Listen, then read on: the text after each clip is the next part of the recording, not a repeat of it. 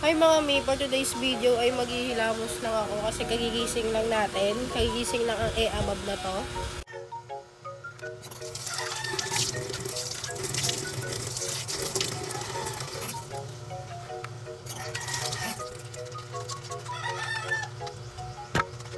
Alam niyo ba mga mima? Ang dami kong tigawat ngayon. Hindi lang siya halata kasi nga naglagay ako ng filter sa face. Sa face lang naman yung filter na nilagyan ko. Pero sa lips hindi. Kasi sa lips yung gagawin kong content. At tapos, lumalaki yung ilong ko. My gosh. Sinisipon din kasi ako. Di ba yung ingay nyo Ingay ng mga manak Ayan. Ay, ilok ako. Yung sabon ko nga pala, yung sa Prestige. Yung niacinamide nila. So, maganda naman yun. Maganda yung Prestige nila mga mima. Kasi, niacinamide na siya. Tapos, effective talaga siya sa akin. Kaso may part ako na nangingitim talaga. Yung sa kilikili ko, tapos yung batok ko. Yun. Pero yung dito ko, halos siya. Halos parang pumuti talaga siya. Nag-bright, nag-glow.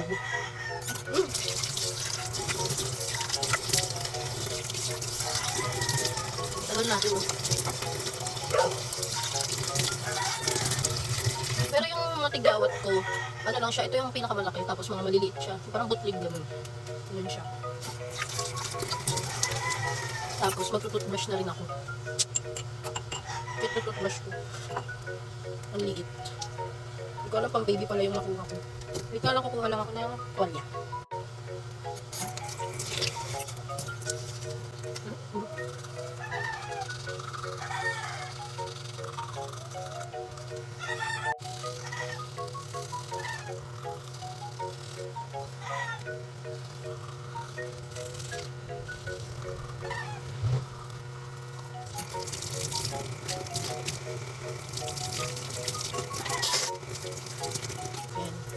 So, tapos na tayo. Yan, mamaga yung ilong ko. At mag-i-skincare muna ang buntit. Ayan, wait lang.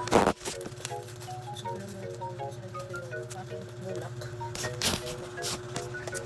Ito pala yung ginagamit ko. Ayan, ang Nivea. Na panlinis sa aking mukha. Kasi syempre, may natira-tira pa siguro dyan.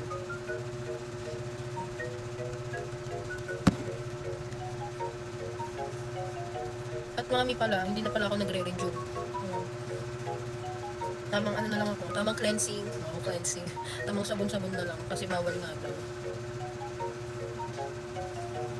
Kasi masyadong matapang masyadong matapang ang rejuve. Kaya, tiis-tiis. Kaso noon pa man, hindi na ako nakakapag-rejuve bago ako mag-rejuve siguro. Ito na yung ginagamit ko Yung dalawa na lang. Yung serum, tsaka yung toner. Yun na lang yung ginagamit ko. Tsaka lang naman ako mag-rejuve. Pag nakikita ko na yung skin ko na parang nag-aano na siya. Parang kailangan na ng magbakbak, gano'n. Tingnan nyo ilaw ko, diba? Namamagayan. Nilagyan ko lang talaga siya ng filter kasi para presentable yung mukha ko sa video. Diba? Ayan, hindi napapansin yung mga tigawat ko maliliit yun. Pero ito, pansin na pansin. Tapos meron pa ako ditong isa. Ayan, nakikita ko dito. Salamin. Diba? Tapos, maglalagay na ako ng serum. Ito pala yung serum ko, yung sa Hanes Glow. Ayan. Matagal ko nang ginagamit yan, yung Hanes Glow. Maganda talaga siya, nakaka-glow ng mukha. Tapos, nakakalambot pa siya ng face. Maganda rin yung color yellow nito, yung gold. Yun kasi yung una kong ginamit, yung gold. Maganda rin siya. Pero mas bet ko tong pink.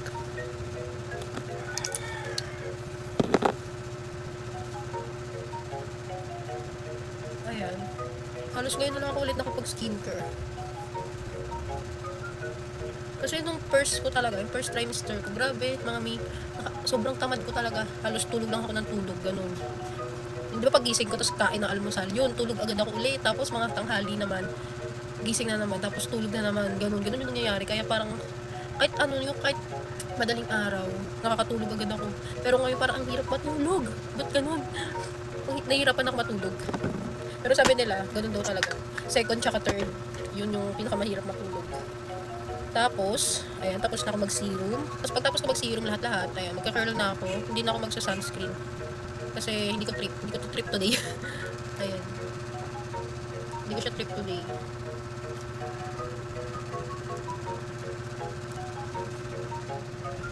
Yan, binabalik-balikan ko lang siya mga mi.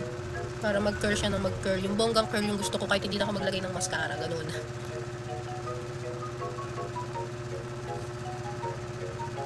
At alam nyo ba, may chika pala ako sa inyo bago ang lahat. Kahapon, nagpa-ano ko, nagpa-ultrasound ako. Kaso nga lang nakatapa si baby. Oh my God. So, ang dami ko nang ginawa. Uminom ako ng chocolate, uminom ako ng Coke.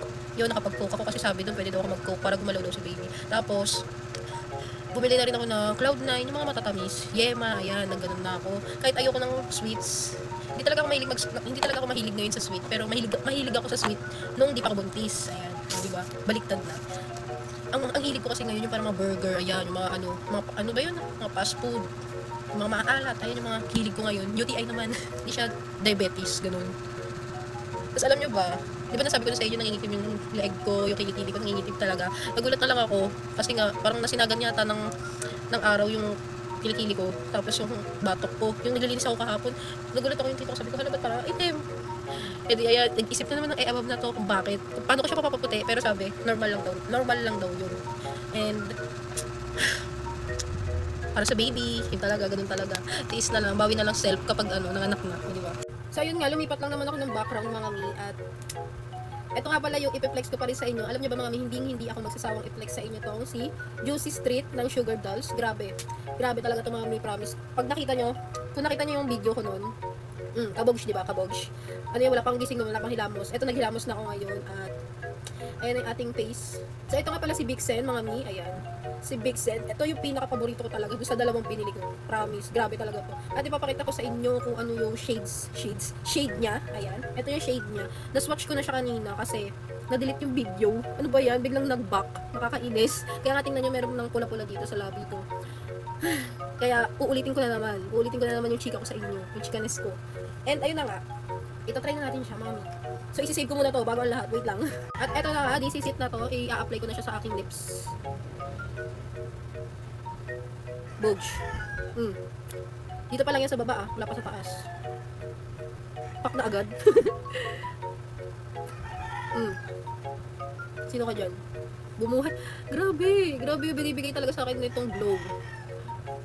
O diba kanina parang lantang gulay ako kanina, pero ngayon, diba? Ibang-iba na. Grabe talaga siya. Grabe yung binibigay dito sa akin. Grabe binibigay niyang ganda. Oh my God. Tapos alam niyo ba mga mi, pwede pala to sa all skin type. Kahit morena ka pa, kahit ano pa yung kulay mo mga mi. Pwede sa inyo to. Kasi super labon. Super ganda talaga. Wala akong masabi. Baka naman, Sugar Dolls. Baka naman. Kahit pre-sample lang, baka naman. At mga mima, meron na palang vitamin ito. Tapos nakaka-lip therapy na rin siya. Ayan. At nakaka-glossy na rin siya. May glossy siya sa aking lips. Ayan. Nakikita nyo naman, di ba? And alam nyo ba, nung ginamit ko to mga mi, grabe talaga. Hindi na nagbabakbak, nagbabalat yung lips ko. Kasi nga, smooth na siya ngayon. Smooth niya, di ba? Nakita nyo ba? Tanggalin natin yung yung pagkaka-glossy niya. Ayan. Titingnan natin kung ano ibibigay niya. Ganda sa aking mukha. Ayan. O, di ba? Nag-iwan siya ng stain mga mi. Hindi mo kakayanin yan. Ang ganda. Ang ganda talaga. Ayan, deserve mo yan, mi.